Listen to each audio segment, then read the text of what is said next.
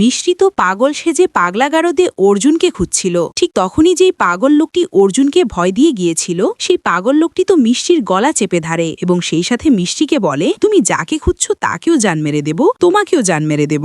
আর এদিকে আমরা দেখতে পাই অর্জুনের বড় দাদি যশোদার কাছে জানতে চাইছেন অনু কোথায়। ঠিক তখনই অনু এসে অর্জুনের বড় দাদিকে বলে, বড় নানি, আমি আমার বন্ধুর কাছে গিয়েছিলাম যে অর্জুনকে খুঁজে বের করতে আমাকে সাহায্য করতে পারবে, কিন্তু আমার ওই বন্ধুটা তো এই শহর ছেড়ে চলে গিয়েছে। বড় নানি, আপনি একটা কথা বলুন, মিষ্টি কোথায়? তখনই অর্জুনের বড় দাদি বলেন, মিষ্টি, সে তার ঘরে বসে অর্জুনকে বাঁচানোর জন্য পূজা করছে।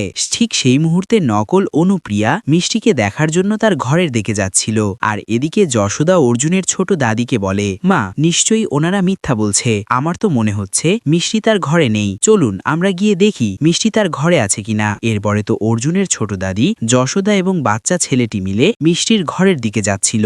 সেই সাথে এদিকে আমরা দেখতে পাই যে পাগল লোকটি মিষ্টির গলা চেপে ধরেছিল, সেই পাগল লোকটাকে তো মিষ্টি ধাক্কা দিয়ে মেঝেতে ফেলে গিয়ে লুকিয়ে পড়ে। এদিকে পাগল লোকটি চিৎকার করতে থাকে, আর পাগল লোকটার চিৎকার চেঁচামেচি শুনে একজন সিকিউরিটি এসে পাগল লোকটাকে বলে, একদম চুপ করে থাকো, নয়তো অন্ধকার রুমের মধ্যে আটকে রাখবো। সিকিউরিটির একথা শুনে মিষ্টি ভাবেন অর্জুনকে অন্ধকার রুমে আটকে রাখেনি তো। এরপরে তো মিষ্টি ডাক্তারের ছদ্মবেশ ধরে সিকিউরিটিকে উল্টোপাল্টা বুঝিয়ে অন্ধকার রুমে প্রবেশ করে। মিষ্টি অর্জুনকে দেখতে পায়। ঠিক তখনই মিষ্টি অর্জুনকে জড়িয়ে ধরে। এদিকে অর্জুন তো অনেক খুশি হয় এবং শেষে তো অর্জুন বলে, মিষ্টি, আমি স্বপ্ন দেখছি না তো, সত্যিই তুমি আমাকে বাঁচাতে এখানে চলে এসেছো। তখনই মিষ্টি বলে, কেন, আমার আশা নিষেধ আছে নাকি? তখনই অর্জুন বলে, না মিষ্টি। এ কথা বলে অর্জুন মিষ্টিকে জড়িয়ে ধরলে। এরপরে তো মিষ্টি অর্জুনকে বলে, অর্জুন, খুব দ্রুত এখান থেকে আমাদেরকে যেতে হবে, নয়তো এখানে সিকিউরিটি চলে আসবে। এরপরে তো অর্জুন আর মিষ্টি পাগলাগারদ হাসপাতাল থেকে বেরিয়ে যাচ্ছিল। ঠিক তখনই সিকিউরিটিরা অর্জুন আর মিষ্টিকে দেখে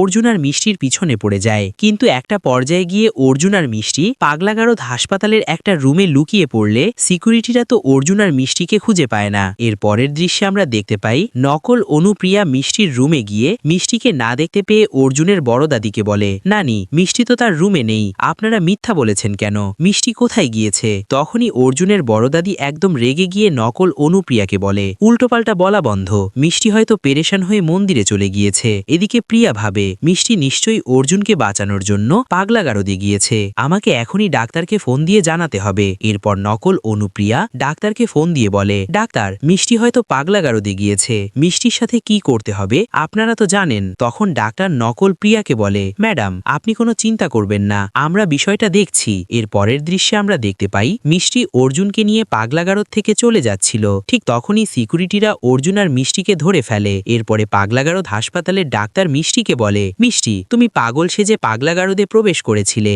এবার দেখো তোমাকে আমি সত্যি সত্যি কি করে পাগল করে দিই, আমি তোমার কিডনি লাখ লাখ টাকায় বেচবো। এ কথা শুনে অর্জুন তো একদম রেগে গিয়ে পাগলাগারদ হাসপাতালের ডাক্তারকে মারতে চাইলেও মারতে পারে না, কেননা পাগলাগারদ হাসপাতালের সিকিউরিটিরা তো অর্জুনের হাত ধরে রেখেছিল। এর পরের দৃশ্যে আমরা দেখতে পাই পাগলাগারদ হাসপাতালের ডাক্তার তো অর্জুন আর মিষ্টির হাত পা বেঁধে রেখেছে। এদিকে অর্জুন মিষ্টিকে বলে, সরি মিষ্টি, তুমি আমাকে বাঁচাতে এসে নিজেও ফেসে গিয়েছ।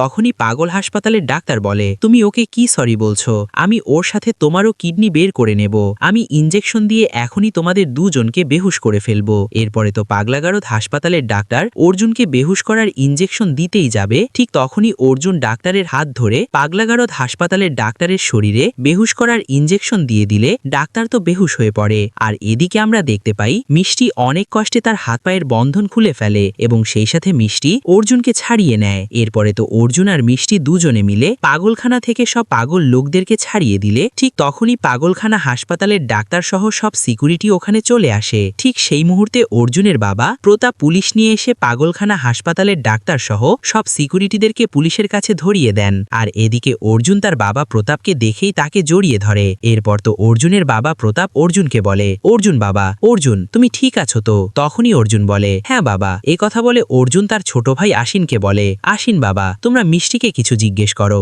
মিষ্টিকে তো এই খারাপ ডাক্তার সত্যি সত্যি পাগল করে দিচ্ছিল, এরপরে মিষ্টি আমাকে একা ছাড়িনি। অর্জুনের মুখে এসব কথা শুনে মিষ্টি তো অনেক খুশি হয়ে যান। সো ভিউয়ার্স, এই ছিল সিঁদুরের মূল্য ধারাবাহিক নাটকের 226তম এপিসোডের সুন্দর একটি এক্সপ্লেনেশন। তাই আপনাদের কাছে এই ভিডিওটি কেমন লাগলো অবশ্যই কমেন্ট করে জানাবেন এবং সেই সাথে পরবর্তী ভিডিওর এক্সপ্লেনেশনটি সবার আগে দেখার জন্য অবশ্যই গাইস আমার ইউটিউব চ্যানেলটি সাবস্ক্রাইব করে আমার সাথেই থাকবেন। সকলে ভালো থাকবেন, সুস্থ থাকবেন।